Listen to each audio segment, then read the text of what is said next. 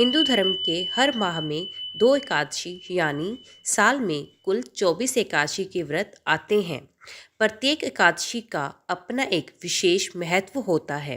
कहते हैं कि एकादशी का व्रत करने से व्यक्ति को अपने पापों से मुक्ति मिलती है। चैत्र माह के शुक्ल पक्ष की एकादशी को कामदा एकादशी के नाम से जाना जाता है और इस साल कामदा एकादशी का व्रत 1 अप्रैल 2023 को रखा जाएगा। इस दिन पूजा के बाद व्रत कथा अवश्य पढ़नी चाहिए। कहते हैं कि कामदा एकादशी की व्रत कथा पढ़ने व सुनने से भगवान श्री कृष्ण ने धर्मराज युधिष्ठिर को सुनाई थी।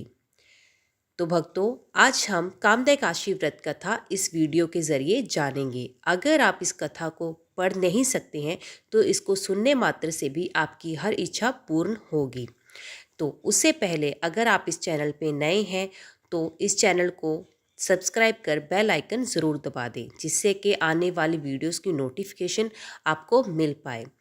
तो अब हम कामदा एकादशी की व्रत कथा शुरू करते हैं। सबसे पहले कामदा एकादशी के व्रत में कुछ बातों का ध्यान रखना विशेष जरूरी है। व्रत करने वाले उपासक को इस दिन लकड़ी का, दातुन व पेस्ट का उपयोग नहीं करना चाहिए। इनकी जगह पर नींबू, जामुन अथवा आम के पत्ते लेकर चबा ले और पानी से गला साफ करें। उपासक को वृक्ष के से स्वयं पत्ते नहीं तोड़ने हैं, स्वयं गिरे हुए पत्तों का ही सेवन करें। यदि आपके आसपास पत्ते उपलब्ध ना हो तो जल से 12 बार कुल्ला कर ले। अब हम जानते हैं कामदा एकादशी की पूजा विधि क्या है। मनोकामना को पूर्ण करने वाली कामदा एकादशी व्रत की पूजा विधि कुछ इस प्रकार है। कामदा एकादशी का व्रत दशमी से शुरू हो जाता है, जहां भक्तों को भोर से पहले भोजन ग्रहण करना होता है। वही फिर अगले दिन एकादशी के दिन व्रत रखते हैं। कुछ लोग निर्जला उपवास रखते हैं तो कुछ दिन में एक बार ही भोजन का सेवन करते हैं, जिसमें केवल सात्विक भोजन शामिल होता है। द्वादशी तिथि के दिन ब्राह्मण को भोजन, कपड़े और अन्य आवश्यक चीज़ें दान करने के बाद उपवास समाप्त होता है। इस दिन सबसे पहले सुबह जल्दी उठकर स्नान आदि से निवृत्त होकर स्वच्छ वस्त्र धारण करें। एकादशी व्रत में भगवान श्री हरि विष्णु का लक्ष्मी सहित पूजन अर्चना करें। इसके बाद अगर आप व्रत कर सकते हैं तो पूजा स्थान पर बैठकर गंगा जल से व्रत करने का संकल्प करें। विष्णु जी को धूप, पुष्प, दीप, चंदन के पेस्ट, फल, अगरबत्ती से प्रसन्न करें। भगवान विष्णु को श्रद्धा अनुसार सात्विक चीज़ों का भोग लगाएं। भगवान विष्णु के भोग में तुलसी को ज़रूर शामिल करें। श्रद्धालुओं को कामदा एकादशी व्रत कथा सुननी व पढ़नी आवश्यक है।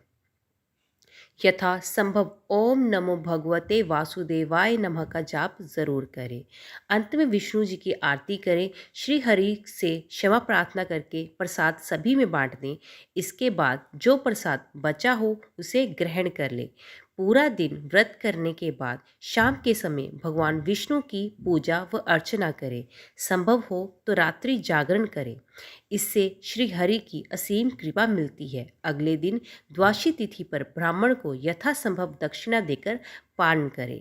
एकादशी के अगले दिन यानी द्वादशी व्रत का पारण किया जाता है। एकादशी व्रत में ब्राह्मण भोजन और दक्षिणा का विशेष महत्व है, इसलिए पारण के दिन ब्राह्मण को भोजन कराएं व दक्षिणा देकर विदा करें। इसके बाद ही भोजन ग्रहण करें। कामदा एकादशी की व्रत कथा।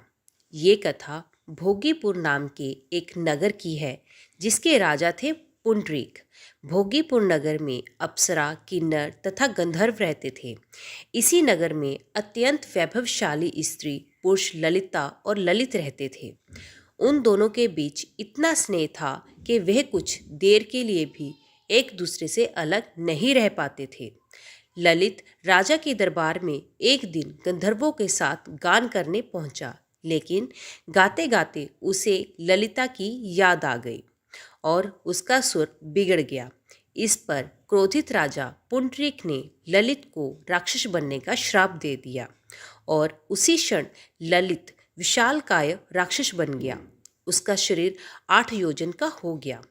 उसकी पत्नी ललिता को इस बारे में मालूम हुआ तो वह बहुत दुखी हो गई और कोई रास्ता निकालने की कोशिश करने लगी। पति के पीछे पीछे घूमती ललिता विंध्याचल पर्वत पर जा पहुंची। वहां उसे श्रृंगी ऋषि मिले। ललिता ने सारा हाल बताया और श्रृंगी ऋषि से कुछ उपाय बताने का आग्रह किया। श्रृंगी ऋषि ने ललिता को कहा कि चैत्र शुक्ल एकादशी आने वाली है, जिसका नाम कामदा एकादशी है। इसका व्रत करने से मनुष्य के सभ्य कार्य सिद्ध हो जाते हैं। यदि तू कामदा एकादशी का व्रत कर उसके पुण्य का फल अपने पति को दे तो वे शीघ्र ही राक्षस योनि से मुक्त हो जाएगा और राजा का श्राप भी अवश्य शांत हो जाएगा। मुनि की ये बात सुनकर ललिता ने चैत्र शुक्ल एकादशी व्रत करना शुरू कर दिया। द्वादशी के दिन वह ब्राह्मण को भोजन कराती और दान देती। एकादशी व्रत का फल अपने पति को देती हुई भगवान से इस प्रकार प्रार्थना करने लगी, हे प्रभु, मैंने जो ये व्रत किया है इसका फल मेरे पतिदेव को प्राप्त हो जाए, जिससे वे राक्षस योनि से मुक्त हो जाएं। एकादशी का फल देते ही उसका पति राक्षस योनि से मुक्त होकर अपने पुराने स्वरूप को प्राप्त हुआ। फिर अनेक सुंदर वस्त्राभूषणों से युक्त होकर ललिता के साथ विहार करने लगा।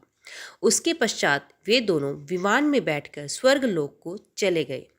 वशिष्ठ मुनि कहने लगे कि हे राजन, इस व्रत का विधि पूर्वक करने से समस्त पाप नाश हो जाते हैं और राक्षस आदि की योनि भी छूट जाती है। संसार में इसके बराबर कोई और दूसरा व्रत नहीं है।